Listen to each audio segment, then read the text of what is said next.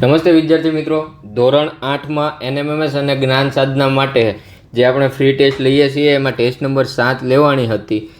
એ હતી તમારી MAT વિભાગ એટલે કે માનસિક યોગ્યતા કસોટી, જે રિઝનિંગ વિભાગ આવે છે એમાં પ્રકરણ હતું અલગ આકૃતિ, 15 માર્કની ટેસ્ટ હતી. બરાબર, આનું સોલ્યુશન આપણે જોવાનું છે.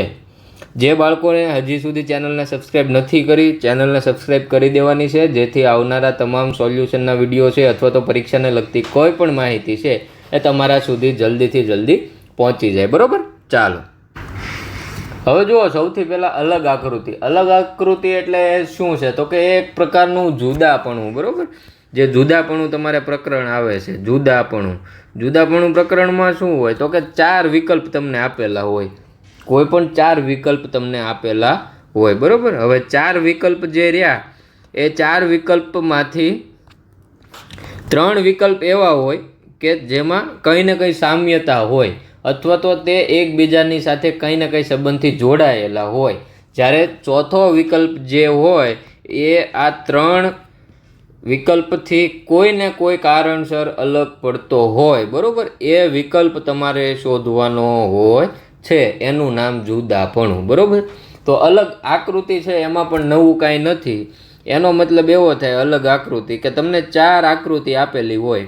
હવે જે 3 આકૃતિ રહી એ 3 આકૃતિમાં એકબીજા સાથે કંઈક ને કંઈક સંબંધ હોય, જ્યારે ચોથી આકૃતિ છે એમાં તે સંબંધ જળવાતો હોતો નથી. તો એવી આકૃતિ આપણે પસંદ કરવાની હોય છે.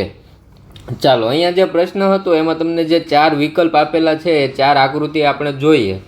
હવે જુઓ, પહેલી આકૃતિ છે એમાં જુઓ તો બહારનો જે આકાર છે, બહારનો આકાર આવડો આ જે આકાર, એમાં 6 ખૂણા બને છે. કેટલા બને છે? 6 ખૂણા બને છે. બરાબર, તો બહાર એમાં 6 ખૂણા બને છે. અંદર કેટલા બને છે જુઓ તો આ અંદરના આકારમાં, તો કે 1 2 3 4 અને 5 ખૂણા બને છે. બરાબર, તો અંદર 5 ખૂણા બને છે. અહીંયા જુઓ, 1 બી વિકલ્પમાં 2 3 4 ખૂણા બને છે બહાર. અંદર 1 2 3 ખૂણા બને છે. સી વિકલ્પમાં જુઓ, 1 2 3 4 5. બહાર કેટલા ખૂણા બન્યા? 5. અંદર કેટલા ખૂણા બન્યા? ચોરસ આપેલ છે એટલે 4. 1 2 3 ને 4. ડી વિકલ્પ જુઓ, 1 2 3 4 5 6 7. બહાર કેટલા ખૂણા છે? 7. અંદરના આકારમાં 1 2 3 ને 4. હવે જુઓ તો આમાં કઈ રીતે અલગ પડે. જુઓ, અહીંયા બહાર 6 છે તો અંદરના આકારમાં 1 ઓછો એટલે 5 ખૂણાવાળો આકાર છે. બહાર 4, અંદર 3.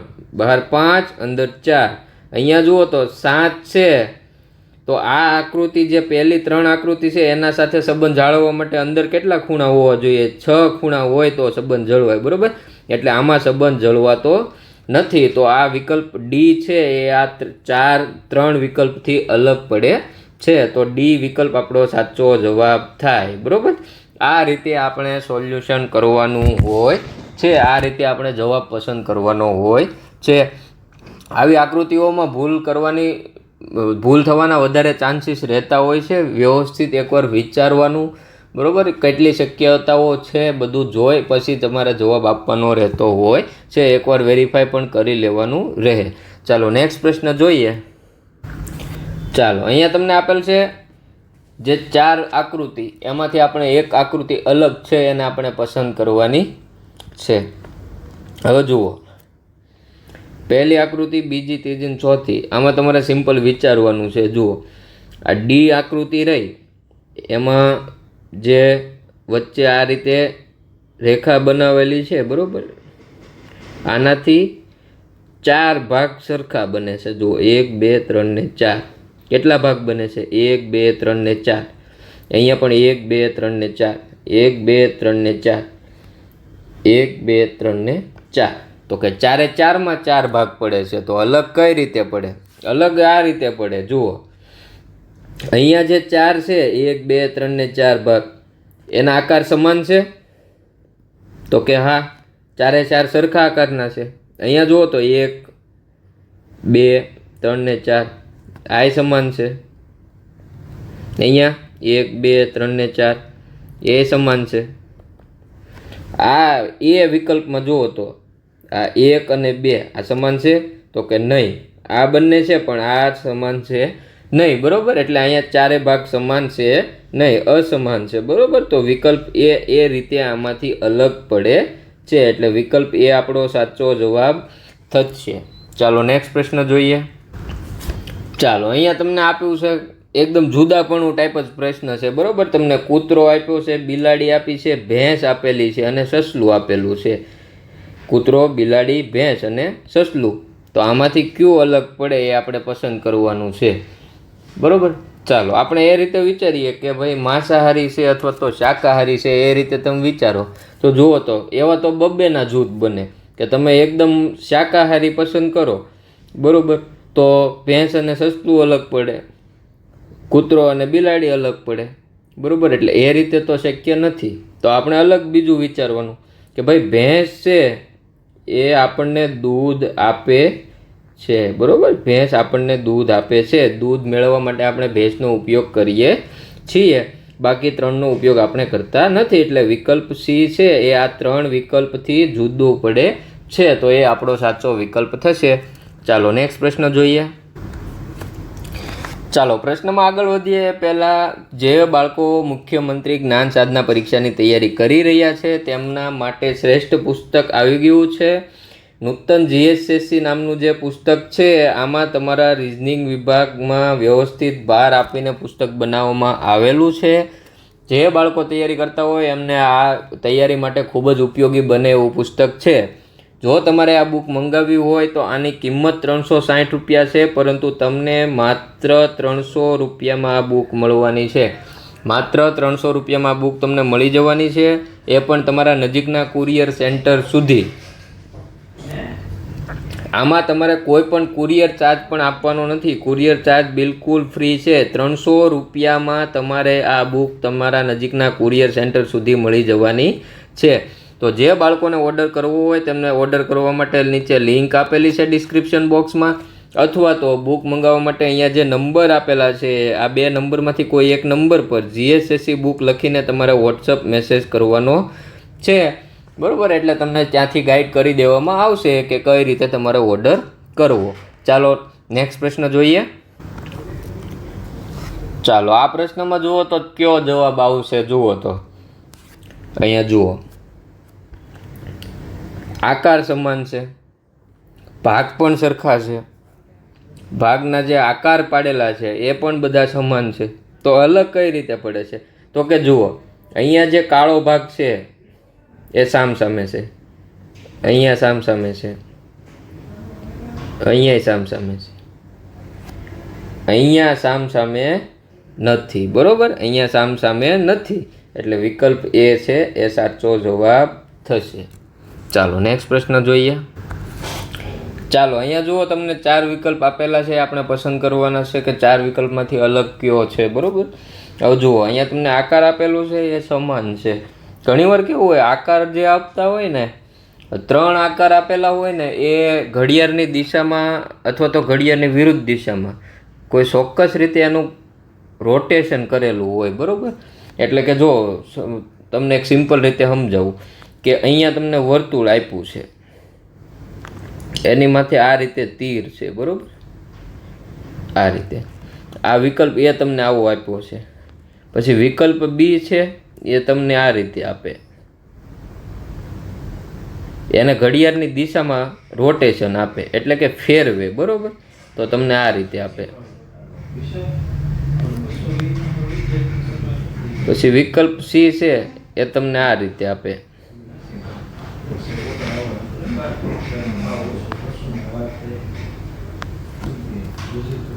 હવે તમે વિકલ્પ ડી છે એમાં તમને પછી એ આ રીતે કરે કે ભાઈ આ તીર છે એને બદલાવી નાખે આ રીતે.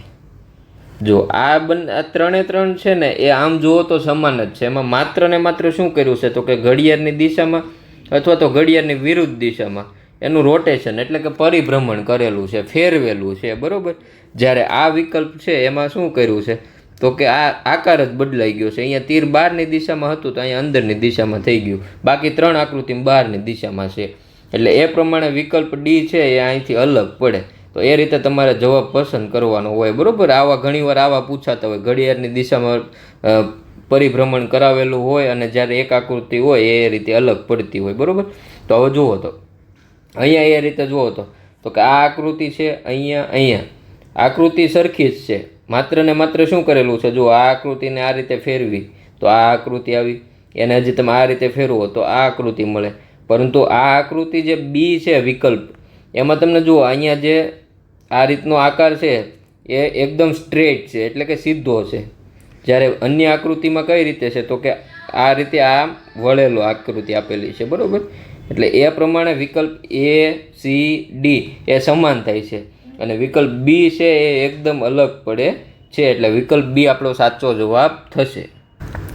ચાલો, અહીંયા તમને 4 વિકલ્પમાં આપેલ છે, અલગ અલગ આકૃતિ સ્વરૂપે ચિહ્નો આપેલા છે. જુઓ, અહીંયા સરવાળાનું નિશાન છે, ચિહ્ન છે, બરાબર.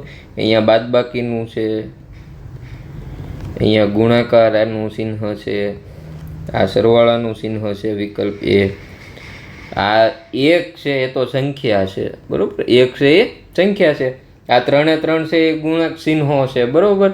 જ્યારે ડી વિકલ્પ છે એ સંખ્યા છે, એટલે વિકલ્પ ડી બીજા 3 થી અલગ પડે છે, એટલે વિકલ્પ ડી આપણો સાચો જવાબ થશે.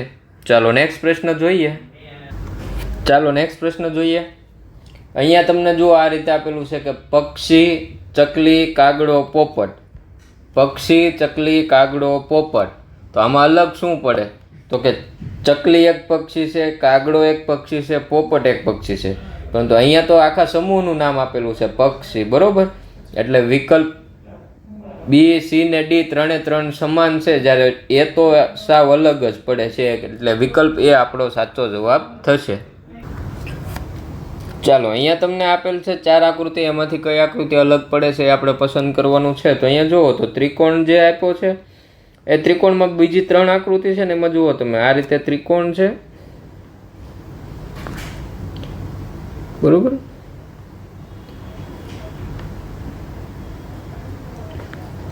હવે પછીનો જે શેપ છે ને એ આ રીતે નીચેથી ઉપર આ રીતે છે. જુઓ, આમાં એ, સી અને ડી એ 3માં એ રીતે સમાન છે, માત્ર એમનું પરિભ્રમણ કરેલું છે, બરોબર. અથવા તો આ રીતે અથવા તો આ રીતે એનું પરિભ્રમણ થયેલું છે.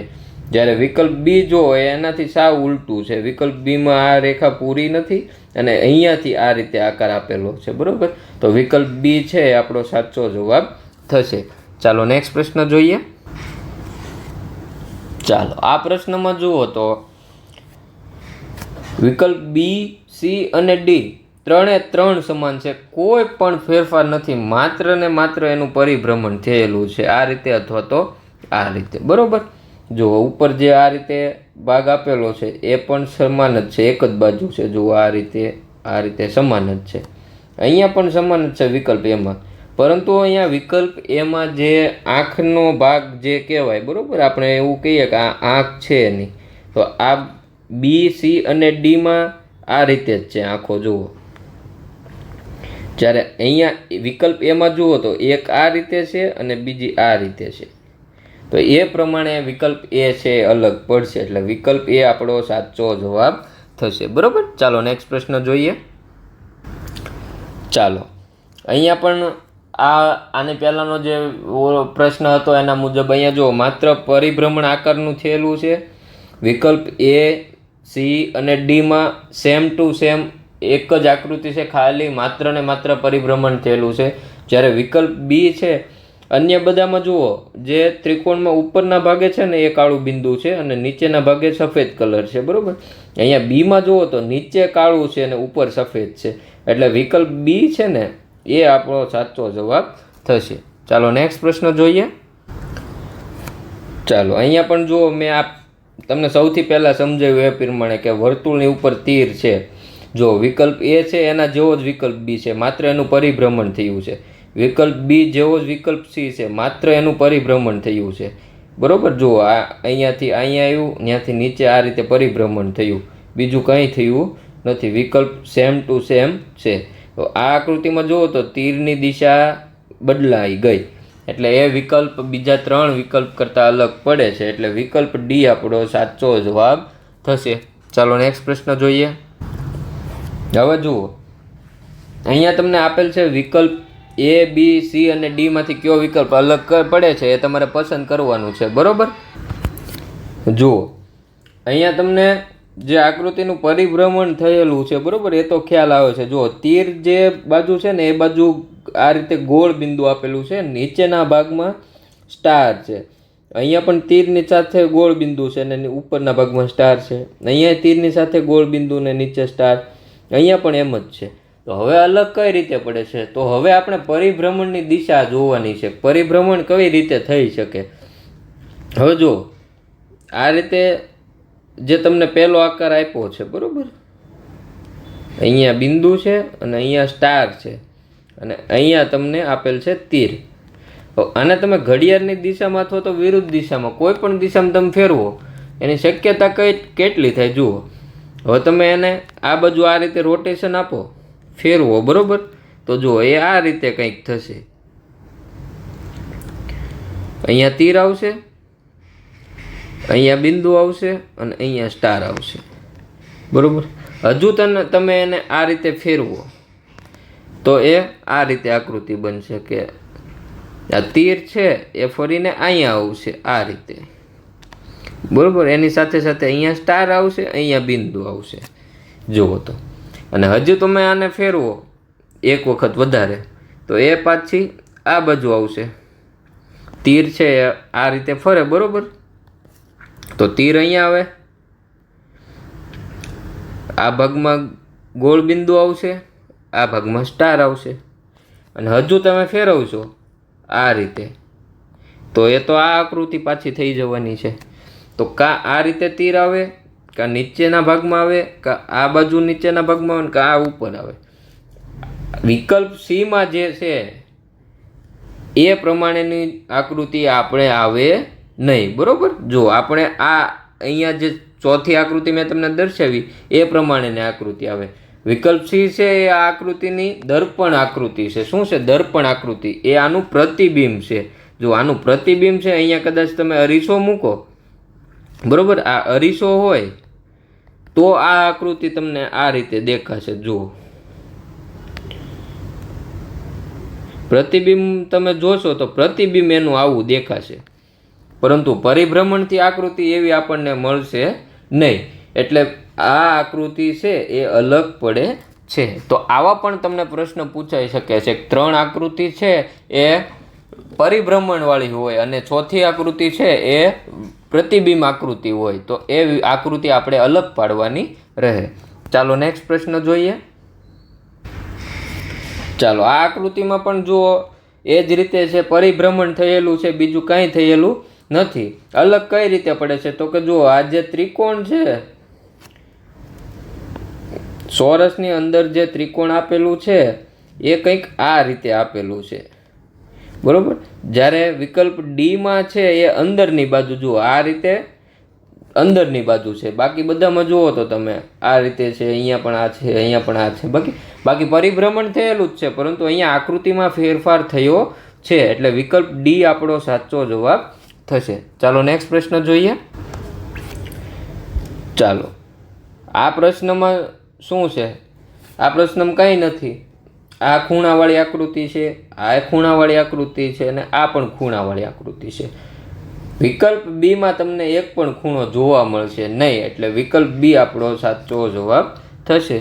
ચાલો નેક્સ્ટ પ્રશ્ન જોઈએ. ચાલો, આ પ્રશ્નમાં જુઓ, તીર છે, અહીંયા જુઓ, ક્રમશઃ એક પછી બીજું તીર એનું વિરુદ્ધ દિશામાં, પછી એના પછીનું તીર એનાથી વિરુદ્ધ, એક પછી એક ક્રમશઃ તીર છે એ વિરુદ્ધ દિશામાં છે, બરોબર. જો અહીંયા પણ વિરુદ્ધ દિશામાં છે 4 તીર, અહીંયા પણ વિરુદ્ધ દિશામાં છે. અહીંયા જુઓ, આ તીર છે પહેલું, બીજું તીર એની વિરુદ્ધ દિશામાં છે, તો ત્રીજું તીર છે એ પાછું સેમ એ જ દિશામાં છે, બરોબર, સમાંતર છે. એટલે વિકલ્પ બી છે એ આપણો સાચો જવાબ થશે. ચાલો નેક્સ્ટ પ્રશ્ન જોઈએ. ઓકે, તો અહીંયા તમારા જે 15 પ્રશ્નો હતા એ પૂરા થયા છે. 15 પ્રશ્નોનું સોલ્યુશન આપણે જોઈ લીધું છે. જે બાળકોએ આ ટેસ્ટ આપી હતી તેમને કેટલા માર્ક આવ્યા ટેસ્ટમાં એ તમારું નામ અને તમારા માર્ક કોમેન્ટ કરવાનું છે, બરાબર. હવે જે બાળકોને ખ્યાલ નથી એમના સુધી આ વિડીયો તમારે શેર કરવાનો છે, એમને અમારા વોટ્સએપ ગ્રુપમાં જોઈન કરાવવાના છે, જેથી કરીને એ લોકો પણ આ ફ્રી ટેસ્ટ આપી શકે, બરાબર. ફરી મળીશું તમારા આવનારી ટેસ્ટના સોલ્યુશન સાથે. આવનારી ટેસ્ટ કયા વિષયની છે, કેટલા પ્રકરણ હશે એ તમને ખ્યાલ ન હોય તો નીચે ટાઈમ ટેબલ આપેલું છે, ડિસ્ક્રિપ્શન બોક્સમાં ટાઈમ ટેબલની લિંક છે, ત્યાંથી ટાઈમ ટેબલની PDF ડાઉનલોડ કરી લેવી. એ ટાઈમ ટેબલ મુજબ ટેસ્ટ લેવામાં આવશે. તો વ્યવસ્થિત તૈયારી કરીને તમારે ટેસ્ટ આપવાની છે. એ ટેસ્ટમાં જે પ્રશ્નો ન આવડે એનું સોલ્યુશન આપણે મૂકીએ છીએ, એમાંથી તમારે વેરીફાઈ કરી લેવાનું છે, બરાબર. ચાલો નેક્સ્ટ ટેસ્ટના સોલ્યુશન સાથે મળીશું. ત્યાં સુધી આભાર.